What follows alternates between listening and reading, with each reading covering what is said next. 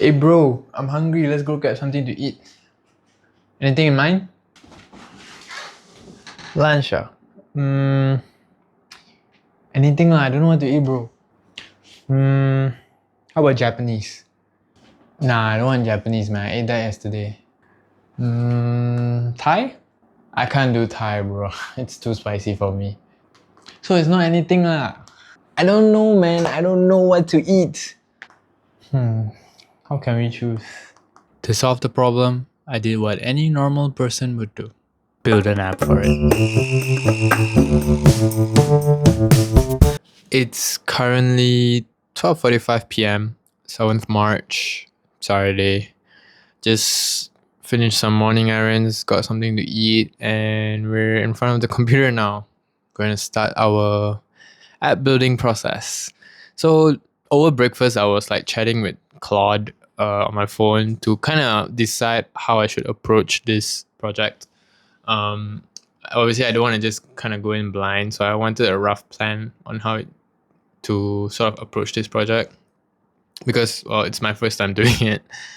So firstly, it was to actually get a rough idea of how the app is supposed to function, right? So my idea is that basically when I open this app, it should get my location, or I manually input the location, and then get my budget and also my dietary requirements, and then use those three to actually recommend places to go. Also, I wanted to include a feature where, like, based on the recommendation, it actually gives some explanation on why it chose that. So there's probably some LLM involved because I kind of want to try that out.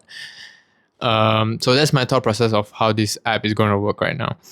And I'll be building a web app instead of a mobile app because this is just going to be a weekend project. I'm not trying to build the next Instagram or something. So I want to keep it simple, just build a simple MVP over the weekend just to learn how to use Claude Code to build apps, right? I don't want to make something too complex. So a web app is what I'm going to go for in terms of tech stack. For those that are wondering, it's going to be Next.js for backend and frontend, Tailwind CSS for the styling. And in terms of APIs, there will be at least two, I guess. So one is Google's APIs for the location of the restaurants and also like user location and everything. Also another API, well, it's obviously going to recommend Claude's API for the recommendation feature so that it can explain why it chose this place based on the user's requirements. So yeah, there'll be at least these two APIs from what I can think of. And then I also asked Claude to come up with a detailed project plan and split it by phases so that I don't want to just go and say, oh, build me this app, blah, blah, blah, and then it builds the whole thing. And then if something breaks, I got to go through the whole thing, right? So my idea is to split it by phases and test out by phases so that if there's any issue, I can just tackle it in each phase rather than, having to go through the whole thing. So that's the plan. Claude came up with like a 6-phase project plan. So I'm going to use that as a guide and just kind of go through it by phases. And yeah, let's see how this goes. To start this off, I pretty much just asked Claude Code to create a new Next.js project that uses TypeScript and Tailwind CSS and also using the app router approach. So it pretty much planned it out and then started executing commands to install Next.js and any other dependency required. After that, it proceeded to create the file structure for this project, as you can see on the left. And yeah, the setup was done pretty quick.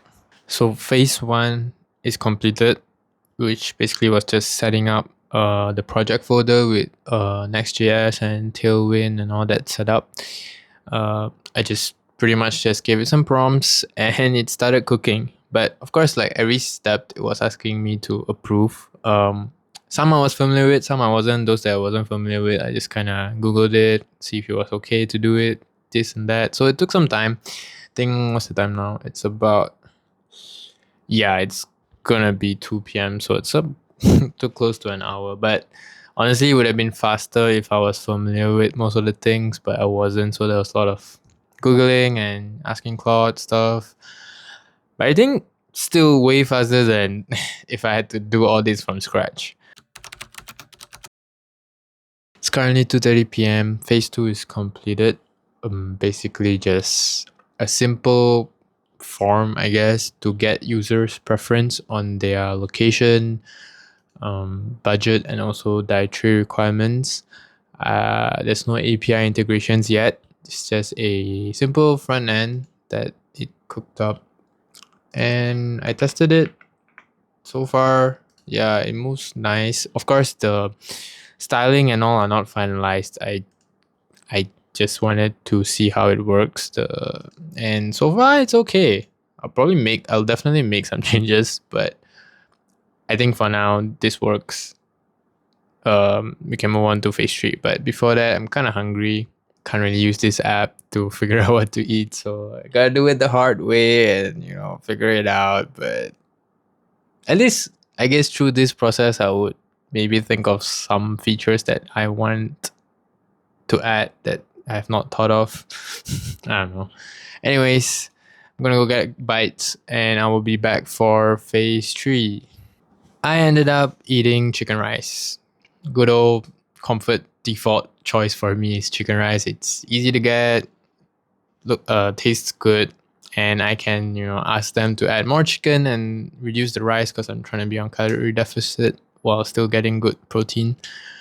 So yeah, that was my choice. But then I was like thinking about how did I end up with that choice, right? And honestly, the first thing I was doing was like, what do I not want to eat today? So I was like thinking, I don't want something too heavy. I'm not that hungry, and I didn't want to go too far. And also, I wanted something that fits my fitness plans. And with those requirements in mind, I was like ruling out stuff like, okay, I didn't want like something with heavy with rice. I didn't want something fatty. I don't want fast food. Blah blah blah.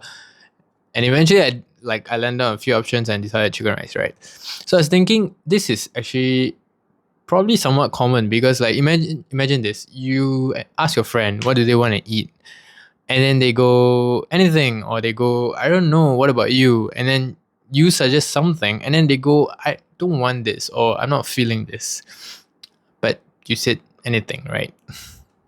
So I'm thinking people usually know what they don't want. They just have trouble figuring out what they want, right? So I'm thinking I should probably include some kind of feature to take this into consideration where the users can put in what they don't want so that the results exclude these options. Because imagine if I'm using the app and then it suggests me stuff that I already know that I don't want. I'm probably going to scroll past it and it's just a negative impression because then I'm like, it's just going to suggest me stuff I don't really want, and I'm still back to the drawing board where I gotta decide again. So I think I want to include that into the app. So before going to phase 3, it's probably like phase 2.5, I guess, of adding this into the forms. So yeah, I'm gonna do that now. Phase 2.5. Currently it's 4:45 p.m. I've managed to include an extra step to allow users to key in things that they don't want. Currently, it's just hard-coded options, but yeah, eventually this will be probably like a chat box or maybe suggested options that they can click on. I think for now, that's pretty much it for phase 2 and 2.5, I guess. Moving on to phase 3. So here is where I think things get a bit more fun because we start working with the Google API and try to get actual results based on locations and also the other inputs that the users will put in. So that's going to be fun. Let's go. For the Google API integration, I pretty much prompted Claude Code to say, hey, create an API route that takes the user input from all the steps from the form as input parameters, and then call this API to find any restaurants that match this criteria that is within 5 kilometers of the location provided. I wanted it to return 10 results with the name, address, rating, price level, cuisine type, and also the place ID. After that, I wanted it to update the main page so that when user clicks find food, they call the API and they see the results. I also wanted to make sure that the API is only in the back end and not in the front end so it doesn't get exposed. Also, just add a few basic error handling so that we can debug if anything goes wrong. And yeah, Claude Code proceeded to do all that, integrated it, made changes to the files, and then eventually asked me for my API key, which I then got from the Google's Cloud Console. And I just put that in and it edited it to include this API key, and that's pretty much it for this phase. We have a working version of phase 3, which is the Google Places API integration.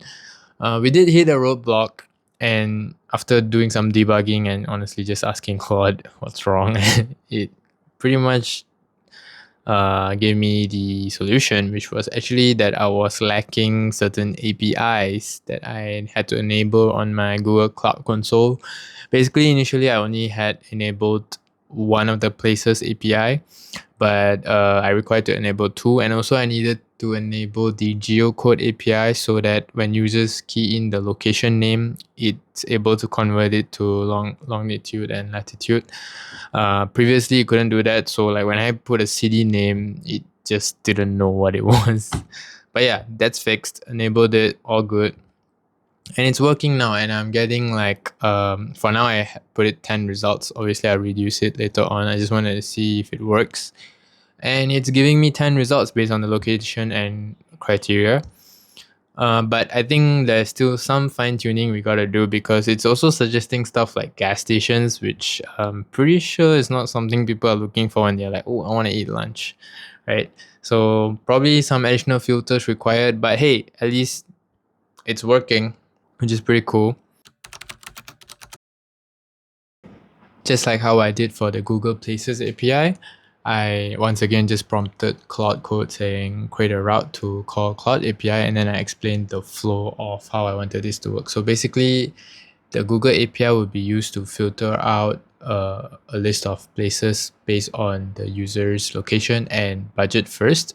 And then this filtered list is used to prompt Claude to receive one or two recommendations based on the user's dietary requirements and also the things that they don't want to eat. And then I also asked it to change the steps so that instead of just hard-coded options for the dietary requirements and food exclusions, also add a text field where the users can actually type in their requirements. And to get the Claude API, I had to go to the Anthropic console and basically topped up a minimum $5 of credits, and then I can start using the API. I think phase 4 is kind of done. We've already integrated with the Claude API and it's giving suggestions, which is great. But I think there is some fine tuning we gotta do to the app overall. But the downer right now is that I've hit my usage limits for Claude Code for my session.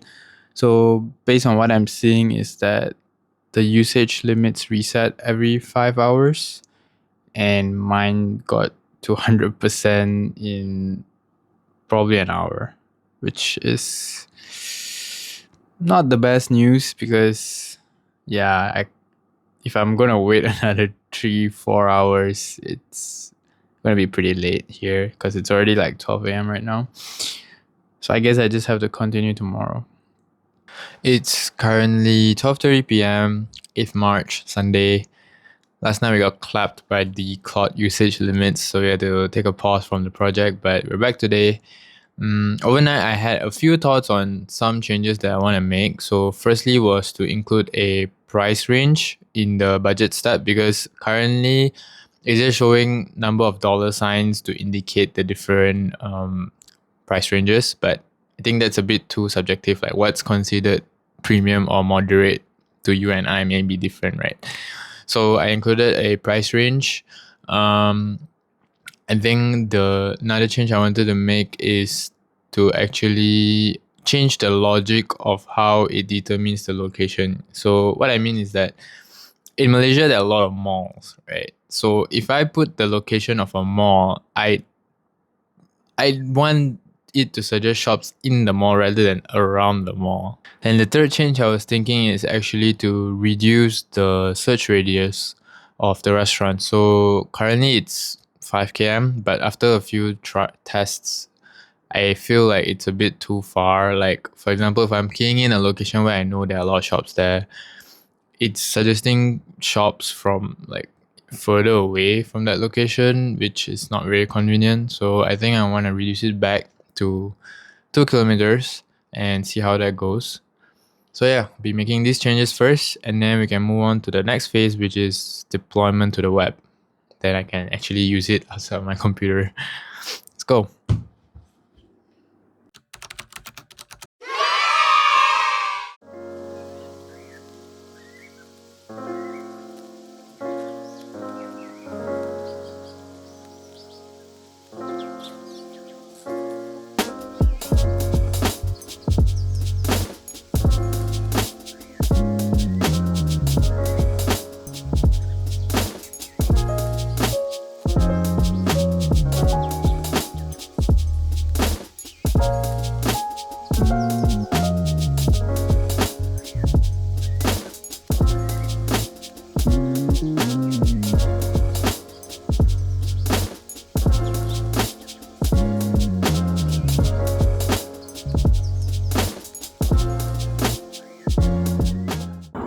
It's currently gonna be 3 p.m.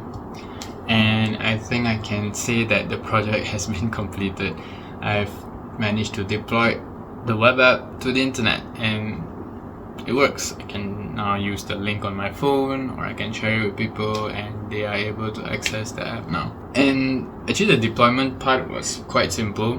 Well, obviously Claude did most of the work, but in theory it was pretty much just pushing it to a GitHub repository and then using Vercel to deploy the app based on this GitHub repository, which was pretty straightforward. Yeah, it's pretty cool to see it working on the internet now, and I don't have to rely on turning on my computer just to test it out now. It's pretty cool. Yeah, I think the project is a success. Of course, there are more features that I would like to add. For example, the UI, it just looks pretty generic. It doesn't really scream like food app or something, right? So those are some things that I would like to change, but I think the whole objective of this project was to build an MVP over the weekend, and I feel like I've achieved that. It does what it needs to do, just the basic requirements, and it works, right? Nothing's broken. Hopefully it stays that way. And all these additional features I want, and also once I get some feedback, those can always be added later on, right? It doesn't have to be done now. I think the whole advantage of vibe coding is basically bringing an idea to an working MVP real quick, right? And I guess I also want to take this time to actually kind of reflect on this whole process. It was my first time using Claude Code to vibe code something. I've actually never really done this vibe coding stuff before, but I thought, okay, have a weekend, have a free weekend, and I had a problem, so why not try it out, right? And honestly, the process was quite fun. Like, it wasn't that difficult, and it was pretty cool because like I could just type something in English and it sort of plans it out, and then every time it executes it by steps, so it tells you what it's doing and then it executes it, and when it executes it, you can actually see the changes live on the files, which I thought was pretty cool. This technology it's pretty fun, and it can definitely lead to really cool stuff if you really know how to use it. It's definitely something I would tinker around more, especially now that I've subscribed. I kind of have to make my money worth it too. But yeah, I think it was a fun little project. I enjoyed it. I hope you all enjoyed this video as well. Thank you for watching, and catch you on the next one. Peace.